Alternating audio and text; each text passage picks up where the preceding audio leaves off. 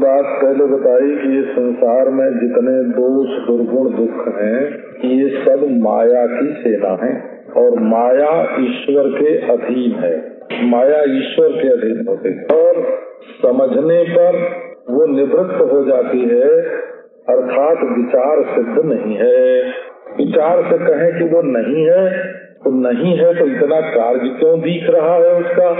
और यदि कहें कि है तो परमात्मा के स्वरूप में द्वैत होने की गुंजाइश ही नहीं है। तो परमात्मा के स्वरूप की दृष्टि से नहीं है और प्रपंच की दृष्टि से जब तक जीव भ्रांत है, अज्ञानी है, तब तक है वो मालूम पड़ती है।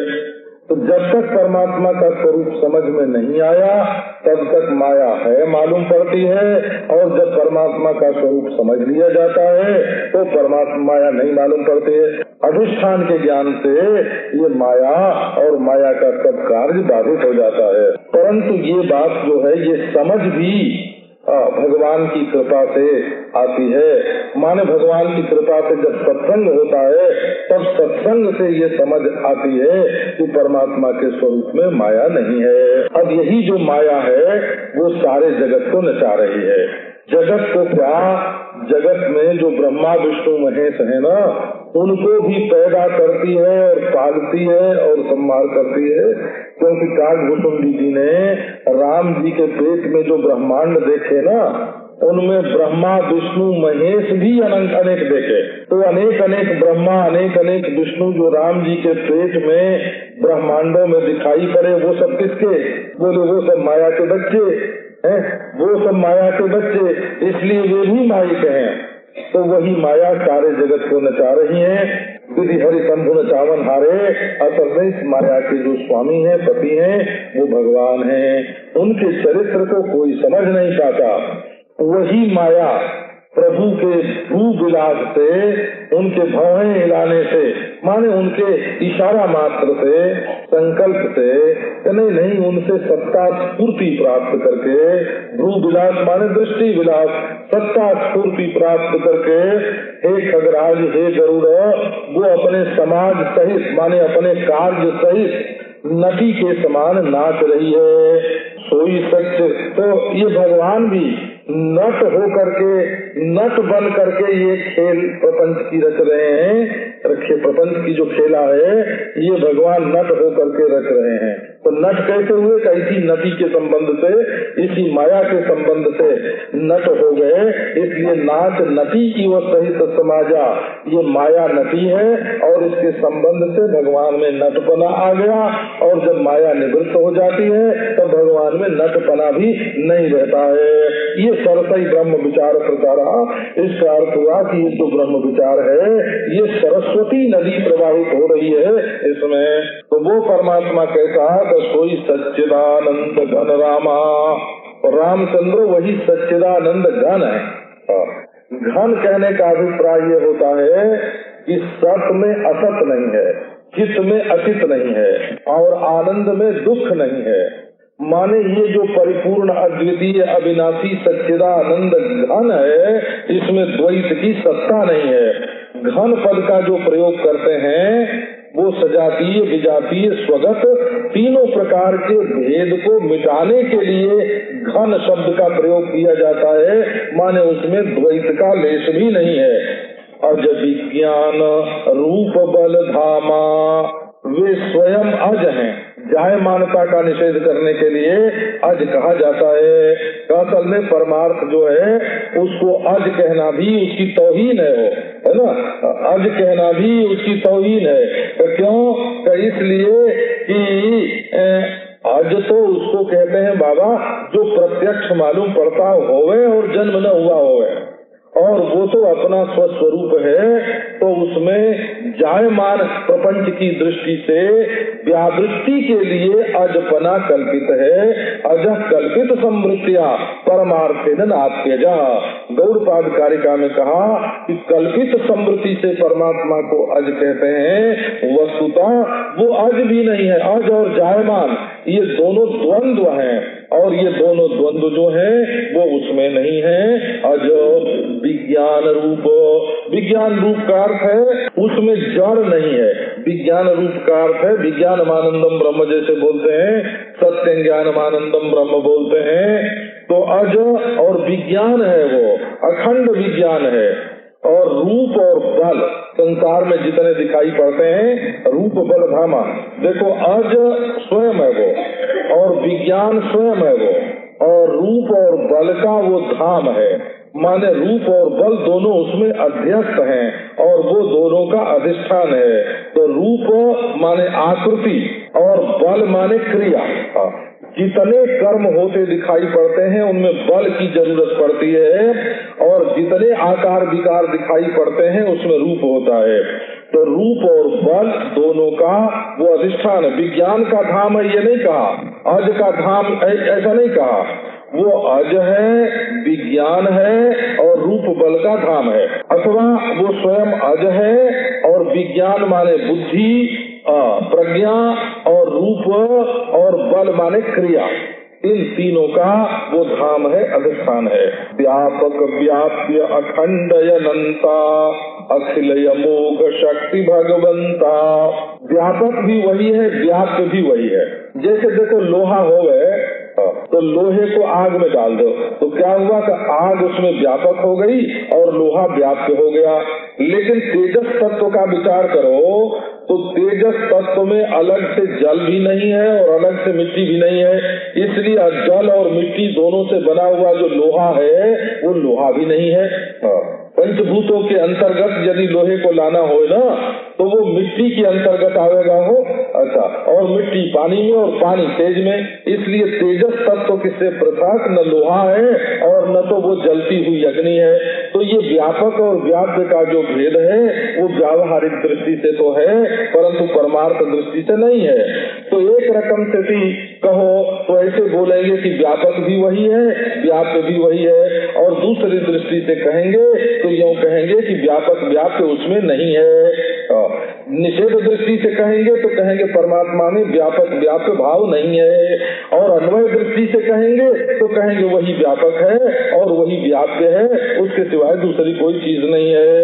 अखंड अनंता, उसका परिच्छेदक कोई नहीं है, उसमें नाना की उत्पत्ति किसी भी प्रकार से नहीं हो सकती, वो खंड रहित है। और अनंता, अनंत है माने अबाध्य है, तत्व ज्ञान के द्वारा भी उसका अंत नहीं होता। अविद्या से और माया से रचित जितनी भी वस्तु होती हैं तत्व ज्ञान होने पर उनका अंत हो जाता है, परंतु ये तत्व ही ऐसा है कि तत्व ज्ञान होने पर तत्व का अंत नहीं होता, इसलिए उसको अनंत बोलते हैं। वो ब्रह्म विद्या के द्वारा भी बाध्य नहीं है, ब्रह्म विद्या के द्वारा केवल आवरण भंग किया जाता है, वो स्वयं ब्रह्म स्वरूप है। अखंड अनंता अखिल अमोघ शक्ति भगवंता, वही सर्वरूप है, और ये जो भगवान है उसकी शक्ति अमोघ है। शक्ति माने उसमें ये जो अनिर्वचनीय माया है ये अमोघ है, जैसा चाहे वैसी रचना संसार में करती रहती है। अगुण यदा गोतीता सबदर्शी अनवद्य जीता, निर्मम निराकार निर्मोहा नित्य निरंजन सुख संदोहा। वो अगुण है, अगुण है माने तीन गुण जो हैं प्रकृति के ये उसमें नहीं है, उसको नहीं छूते हैं। अगुण माने गुणों के अभाव का अधिष्ठान है। वेदांत की भाषा में ऐसे नहीं कहा जाता कि वो गुणाभाव रूप है, अगुण माने गुणाभाव नहीं, वो गुणाभाव रूप नहीं है। तब क्या है कि अगुण है माने गुणों के अभाव का प्रकाशक और गुणों के अभाव का अधिष्ठान है। अदभ्र, अदभ्र माने उसमें दभ्र माने अल्प नहीं है, दभ्र कहते अल्प को। यदि किसी ने ये जाना कि मैं जीव हूँ तो बोले दभ्रमेव, उसने छोटा ज्ञान प्राप्त किया। यदि किसी ने ये जाना कि मैं देह हूँ, मैं प्राण हूँ, मैं मन हूँ, मैं बुद्धि हूँ, मैं आनंद हूँ, ऐसा किसी ने अपने को जाना कि मैं विश्व हूँ, तेजस हूँ, प्राज्ञ हूँ, ऐसा यदि किसी ने जाना तो उसने दभ्र माने छोटा जाना अपने को। ये दभ्र माने अदभ्र माने अनल्प है, परिपूर्ण है, और गिरा माने वाणी और गो माने इंद्रिय, इन दोनों से अतीत है, और वो सब दर्शी है और सब भी है और दर्शी भी है। ऐसे सर्वज्ञातो ज्ञश्च, जहाँ सर्वज्ञ पद का शंकराचार्य भगवान करते हैं वहाँ कहते हैं ज्ञान भी वही है और ज्ञेय भी वही है, ज्ञाता भी वही है, माने दर्शी भी वही है और सर्व भी वही है। तो सर्व भी वही और दर्शी भी वही। अनवद्य, उसमें कोई अवध्य, अवध्य माने दोष, अवध्य कहते हैं जो काट दे, अवध्यति इति अवध्यम, जो दूसरे को काटे मान दोष जिसके साथ लग जाता है ना वो कलंकित हो जाता है। तो ये निर्मल है, निर्दोष है, निर्माय है, अनवद्य, अजीता, इसको कोई जीत नहीं सकता है क्योंकि दूसरा कोई है ही नहीं है। निर्मम निराकार निर्मोहा, उसकी किसी से ममता नहीं है ना। ये मम का मतलब माँ बाप भी नहीं है, बोला माँ बाप नहीं, मम मेरे माँ बाप का नहीं है, तो भाई बंधु का नहीं, निर्मम भाई बंधु भी नहीं है। कैसा दुश्मन मेरे तो बोले नहीं, दुश्मन भी नहीं है। कैसा बेटा का नहीं, बेटा भी नहीं है, बेटा बेटी भी नहीं है। कैसा घर वाली का नहीं, निर्मम घर वाली भी नहीं है। परमात्मा ऐसा है जिसके माँ बाप नहीं माने कारण नहीं हो, और भाई बंधु माने नहीं माने सजातीय नहीं है, और दुश्मन नहीं माने विजातीय नहीं, निर्मम, और कार्य नहीं, बेटा बेटी नहीं माने कार्य नहीं है, और घरवाली नहीं माने कोई समान सत्ताक नहीं, बराबरी करने वाली नहीं है ना, समान सत्ताक नहीं। तो ये परमात्मा कैसा, न तस्य कार्यम करणंच श्रूयते न तस्य कश्चित् जनिता न चाधिपः, है ना। ये जैसे श्रुति में कहा उन्हीं बातों को बताया। निर्मम, निराकार, बोले उस कारा जो होती है ना, कारा आप जानते हैं ना, कारा, कारा किसको कहते हैं, जेल खाने को, जेल खाने को कारा बोलते हैं, कारा। तो कारा कैसे वो बनती है कि चारों ओर जब चार दीवारी बना देते हैं तो उसके भीतर जो घिर गया वो कारा में बद्ध हो गया। अब आकार किसको बोलते हैं, है ना, आ माने चारों ओर से जो कारा हो उसका नाम आकार। मान जैसे शरीर बना और इसमें आके हम बैठ गए तो शरीर की कारा में हम बैठ गए तो हमारा नाम क्या हो गया, बोले आकार हो गया। ये जो शरीर का आकार है वो हमारे ऊपर कल्पित हो गया, है ना। कारण, करण, कार्य, जो कर्म से बने उसका नाम कार, बोला कर से जो बने उसका नाम कार। जैसे मोटर को चलाते हैं ना हाथ से, कर से चलाते हैं तो उसका नाम कार। तो इसी प्रकार ये जो आकार है, आकृति है, ये रचना है, ये प्रकृति में कर्म से बनी हुई चीज है। और परमात्मा करता नहीं है, उसमें कर्म नहीं है, इसलिए आकार उसको छूता नहीं। निर्मोहा, उसमें मोह नहीं है। ये नहीं कि वो ज्ञान स्वरूप बेहोश पड़ा है कहीं। नित्य निरंजन सुख संदोहा, वो नित्य है और उसमें किसी प्रकार का अंजन नहीं है। अंजना माने बुद्धि नहीं है। अज्यते अनया इति अंजना, माया, बुद्धि, मन को भी अंजन बोलते हैं। अंजन आंख में लगाते हैं ना काला काला, तो मैल को भी अंजन बोलते हैं।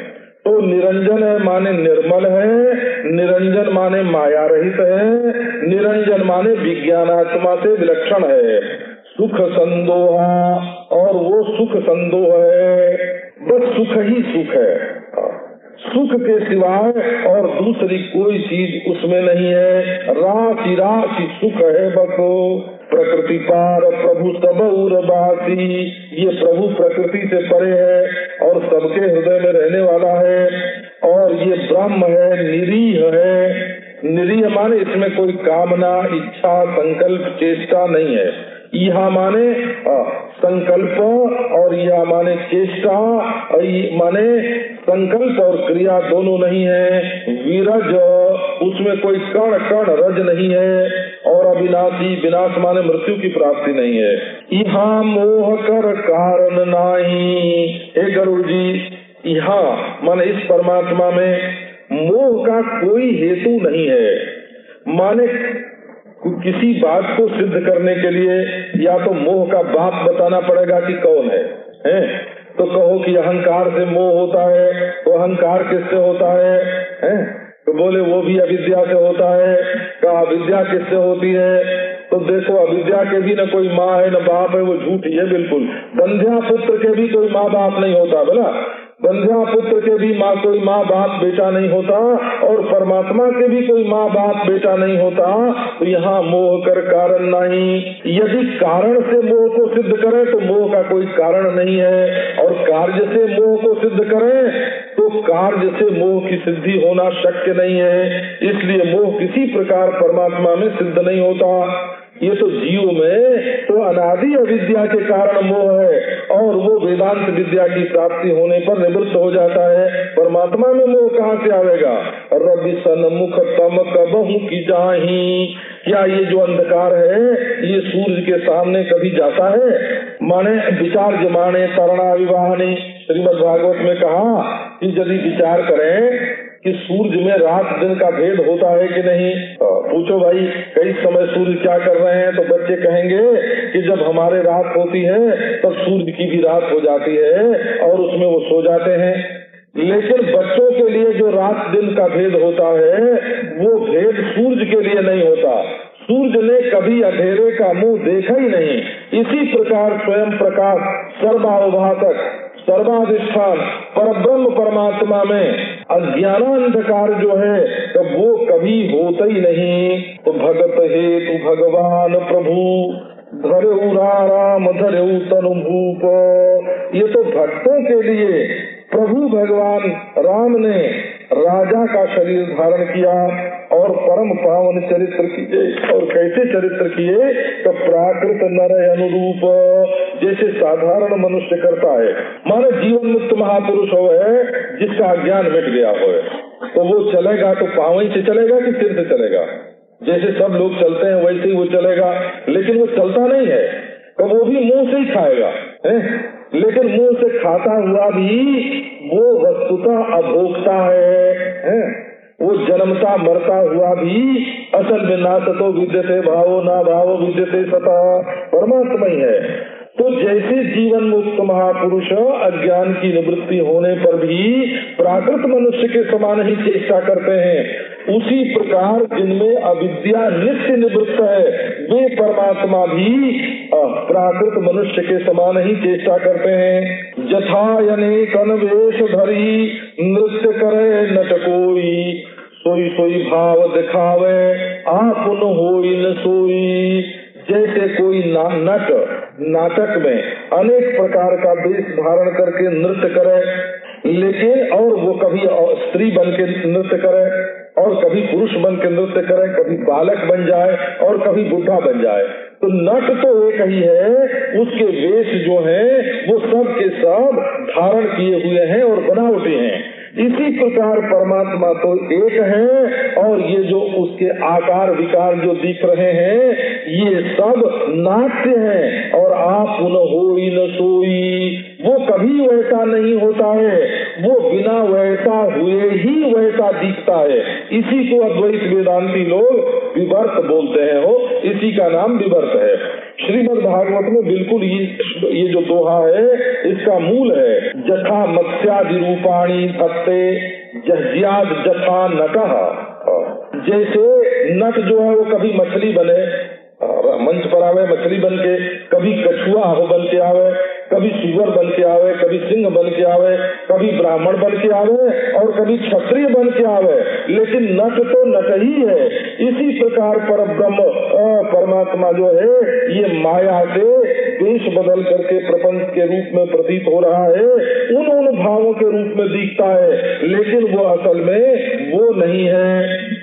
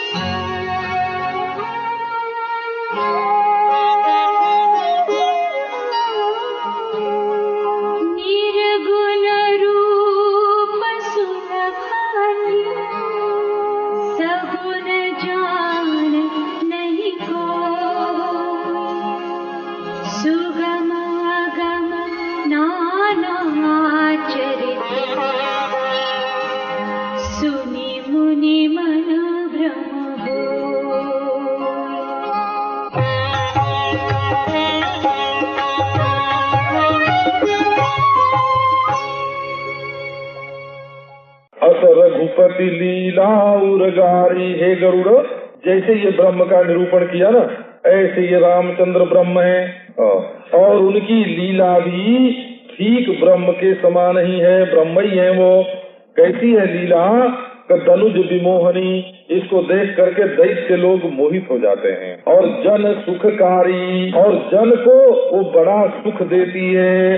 देखो धनुज जो है, अब नारायण खरदूषण की लड़ाई में जब सब राक्षस देखते हैं राम ही राम राम ही राम राम ही राम है तो मोहित हो जाते हैं वो। अच्छा, और श्री कौशल्या माता जो है और वो 2 जगह राम देखती हैं, है ना, उनको कोई मोह नहीं है। अयोध्या वासी जो हैं वो एक क्षण में अनेक राम से मिल लेते हैं, उनको बड़ा सुख होता है। वहाँ भी अनेक राम हैं। अयोध्या वासियों से जब मिलते हैं वहाँ भी राम के अनेक रूप हैं, और खरदूषण को मारते हैं तो तभी राम के अनेक रूप हैं। लेकिन खरदूषण आदि जो धनुज हैं वो मोहित होते हैं, और अयोध्या वासी जो है वो सुखी होते हैं। असल में भगवान में कोई मोह नहीं है। ये जो मूर्ख लोग हैं संसार के, वो प्रभु पर मोह रख देते हैं। तो जे मति मलिन, अब बताते हैं क्या कारण है। जे मति मलिन विषय बस कामी, प्रभु पर मोह धरहि इमि स्वामी। हे स्वामी, हे गरुड़ जी, जिनकी बुद्धि मलिन है, माने प्रज्ञा मांद्य है, जिनको पंचदशी में बताया प्रज्ञा मांद्यम कुतर्कश्च विपर्यय दुराग्रह विषयासक्ति रित्येते प्रतिबंधा मता मम। परमात्मा के ज्ञान में 4 प्रतिबंध हैं। क्या प्रतिबंध है? एक बुद्धि का मंद होना, प्रज्ञा मांद्यम, और दूसरा क्या है कि कुतर्कश्च, बहुत कुतर्क करना है, और दूसरे विपर्यय दुराग्रह, ये शरीर में जो विपर्यय हो गया है कि ये मैं हूँ, इसका दुराग्रह करना, मेरी ये जाति, मेरा ये संप्रदाय, मैं ऐसा, विपर्यय दुराग्रह और विषयासक्ति। तो ये 4 बातें जो होती हैं वो वेदांत का उपदेश श्रवण करने पर भी उसके समझने में बाधा डालती हैं। 4 बातों के कारण वेदांत समझ में नहीं आता।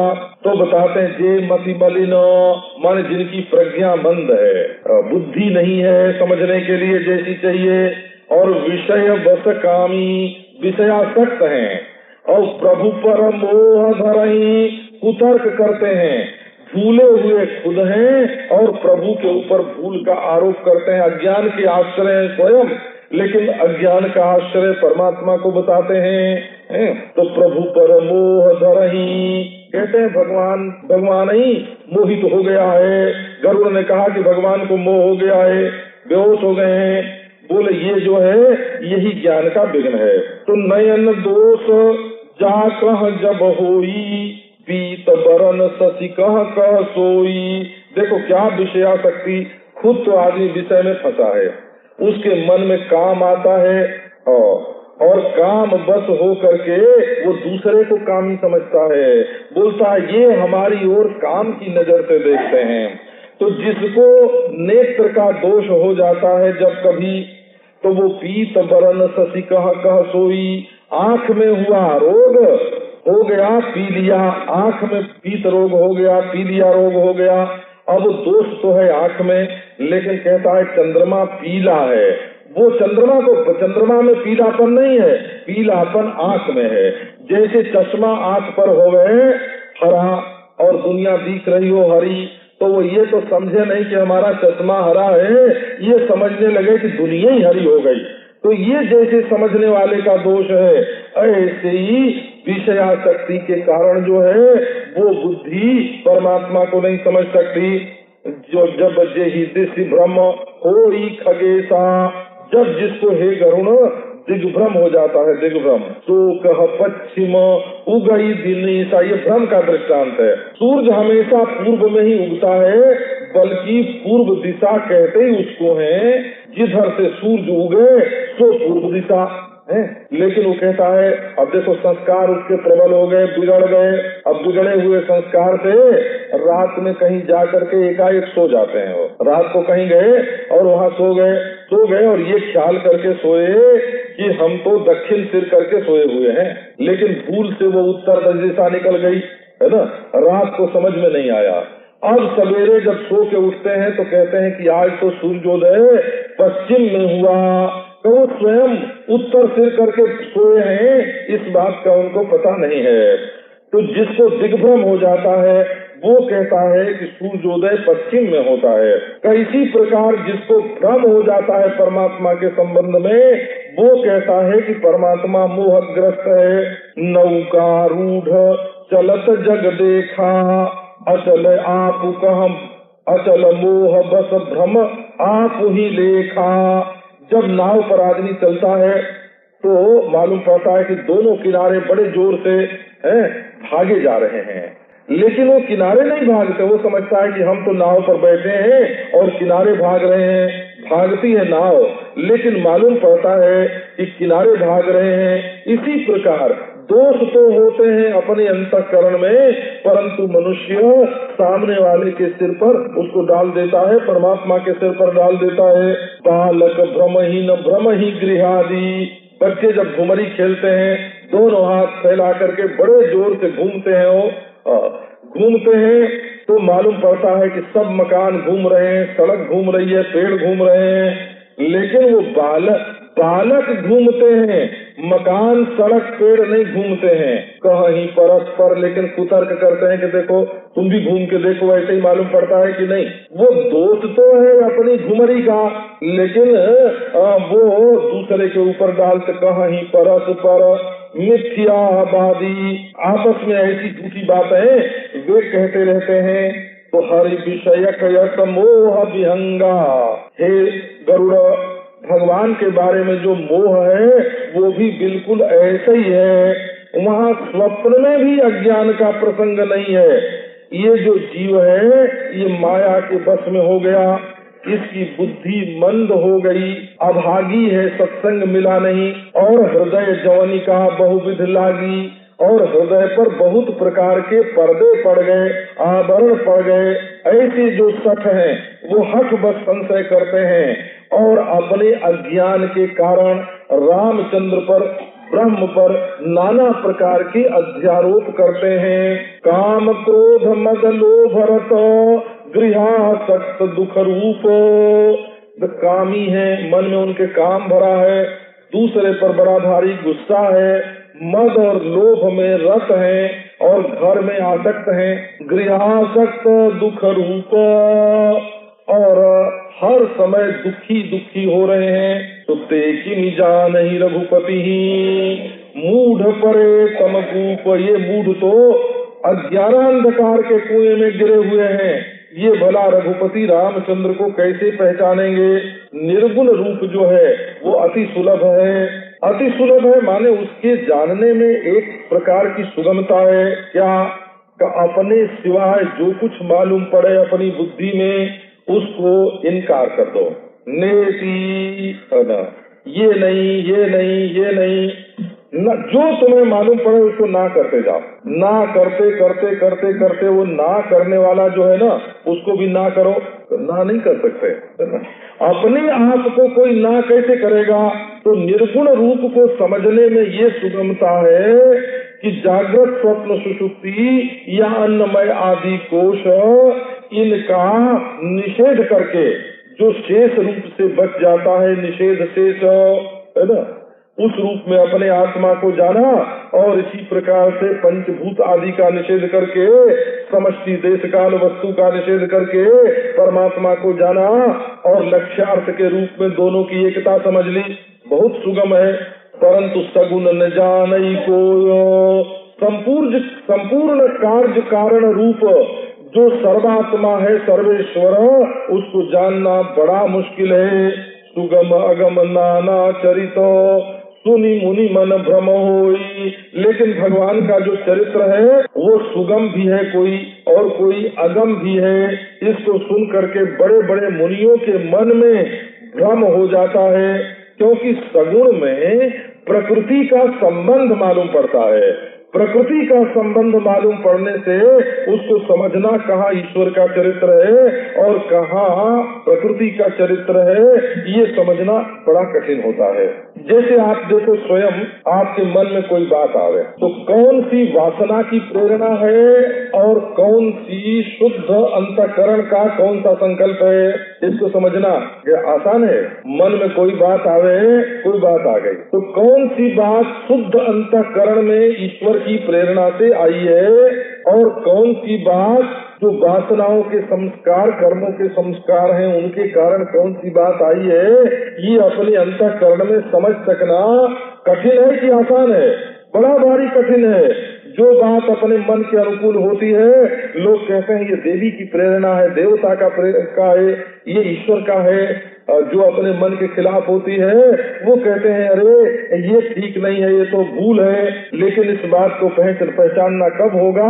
जब अंतःकरण शुद्ध होगा, तब पहचान सकेंगे कि ये ईश्वर की प्रेरणा है कि ये वासना की प्रेरणा है। तो महाराज, सगुण ईश्वर के चरित्र को जो शुद्ध अंतःकरण वाले हैं वो पहचान सकते हैं, नहीं तो वो माया के चरित्र को ही ईश्वर का चरित्र समझ बैठते हैं और उनके मन में भ्रम हो जाता है। ये रामचंद्र जो नागपाश में बंध गए, ये माया का चरित्र है कि वैसा वे दिखाई पड़ते हैं, वास्तव में बंधे नहीं हैं। उनको देख करके गरुड़ के मन में भ्रम हो गया।